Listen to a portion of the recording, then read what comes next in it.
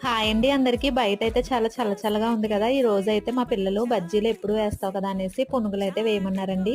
వెంటనే అయితే నేను కొద్దిగా మైదాలో మార్నింగ్ మిగిలిన దోసల పిండి, అలాగే సాల్టు, కొద్దిగా వాటర్ వేసేసుకొని ఇలాగా పిండినైతే తడిపి పెట్టేసుకున్నాను. దీన్నైతే నేను 1 అవర్ అయితే పక్కన పెట్టేసుకున్నానండి. తర్వాత ఈ లోపునైతే 1 అవర్ తర్వాత పిండైతే నానిపోయింది. నెక్స్ట్ ఇందులోనే కొద్దిగా తినే సోడా ఉంటుంది కదండీ! అది కొద్దిగా జీలకర్ర వేసేసుకొని పిండినైతే మంచిగా ఇలాగా ఎయిర్ ఫార్మ్ అయ్యేలా అయితే కలిపేసుకోవాలండి. అప్పుడే మనకి గుల్లగా అయితే వస్తాయి బజ్జీలు. ఇలా చిన్నగా నేను పునుగుల కింద అయితే వేసేసుకున్నాను. మా పిల్లలకైతే చాలా ఇష్టమండి.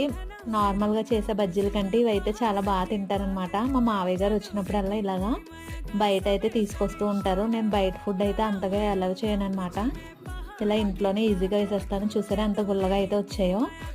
మా పిల్లలైతే చాలా బాగా ఎంజాయ్ చేస్తూ తినేసారండి. ఈవినింగ్ స్నాక్స్‌కి అయితే ఇది చాలా బావుంటుంది కదా! నా వీడియో నచ్చితే లైక్ చేయండి.